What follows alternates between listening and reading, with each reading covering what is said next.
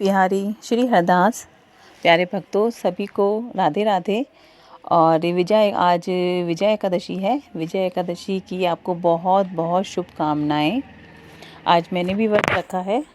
आज से पहले मैंने कभी व्रत रखा नहीं है और ये प्रभु की इच्छा हुई कि मैं व्रत रखूं तो मैंने व्रत रख लिया। मुझे कोई पूजा का कोई विधि विधान और किस तरीके से रखा जाता है, क्या महत्व है, ये सब कुछ नहीं पता था, क्योंकि ना ही तो हमारे घर में कभी पहले से किसी ने रखा है और ना मैं पता है मुझे कि कैसे किया जाता है। लेकिन जब लड्डू चाह रहे थे कि हम करें तो हमने कर लिया। और आपको मैं कल की लीला बताती हूँ। मेरे को अभी 2-3 दिन से पथरी का थोड़ा सा दर्द हो रहा था और पूरा दिन एक ही साइड में इतना दर्द रह रहा था ना कि मुझे थोड़ी परेशानी हो रही थी। कि पहले मुझे एक बार फिर बीच में उठा था दर्द, तो बहुत ज़्यादा दर्द उठा था कि मैं बर्दाश्त से मेरे बाहर था। लेकिन अभी जो दर्द था मैं बर्दाश्त कर पा रही थी, पर हो रहा था मुझे धीरे धीरे। 3 दिन हो गए मुझे बर्दाश्त करते करते। लेकिन ये नहीं था कि मैं इतना ज़्यादा जैसे पहले हुआ था वैसे नहीं हो रहा था।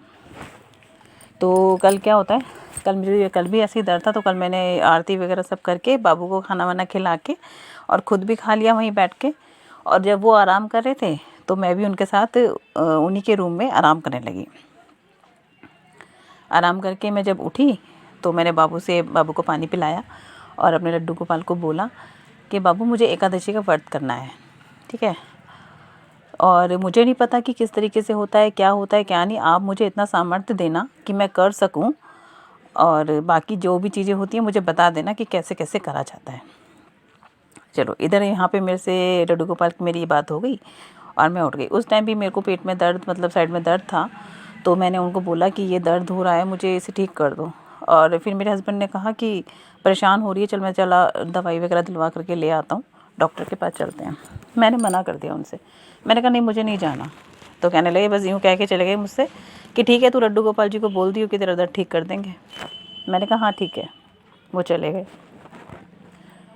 फिर रात में जब मेरे को पता चला कि हाँ मुझे एकादशी का व्रत करना ही करना है, तो मैंने नाइट में सारी की सारी व्यवस्था करी कि सुबह सुबह किस किस चीज़ की ज़रूरत पड़ेगी और क्या क्या करना होगा। सभी चीज़ें, सारी व्यवस्था रात को कर ली और सभी व्यवस्था हो गई। मतलब जो भी पूजा में सामान चाहिए सब कुछ मिल गया। कोई भी ऐसी चीज़ नहीं थी जो हमें ना मिली हो। बाकी जो सुबह लेना था, फूल माला वगैरह, वो हमने सुबह ही ली। अब रात को जब मैंने बाबू को खाना खिला दिया तो मैं रात को जब शयन करवाती हूँ तब उनकी इत्र से थोड़ी मालिश करती हूँ और उनके थोड़ा हाथ पैर वगैरह दबा के उनको शयन में करती हूँ। उस टाइम पे मैंने जल्दी से सुला के बोला, बाबू अब जल्दी जल्दी सो जाते हैं, क्योंकि कल क्या होगा, कल हमें एकादशी का व्रत करना है। और अभी सो जाते हैं। सो गई। और जब मैं सुबह मॉर्निंग में 5 बजे उठी तो मुझे बिल्कुल भी दर्द नहीं था। बिल्कुल भी मुझे ऐसा एहसास ही नहीं हुआ कि मैं 3 दिन से परेशान हो रही थी। ऐसे दर्द गायब हो गया जैसे छूमंतर हो जाता है। और ये सब मेरी बाबू की लीलाएं ही है, जो इस तरह से मेरे साथ लीलाएं हो रही हैं। और मैं सच बता रही हूँ, ये लीलाएं मुझे इतनी अच्छी लगती हैं कि मैं आपको बता नहीं सकती। और मैं इसलिए आपसे शेयर करती हूँ कि जैसे मुझे आनंद आता है ना, वैसे आपको भी आए। सुबह जब मैं मॉर्निंग में उठी हूँ, मैंने घर की पूरी साफ़ सफाई की है। उसके बाद मैं नहाई हूँ। नहा वहा करके मैंने अपना स्नान वगैरह करके कंप्लीट, मैं और मेरे हस्बैंड दोनों ऊपर सूर्य देवता को जल अर्पित करने गए। फिर हम नीचे आए।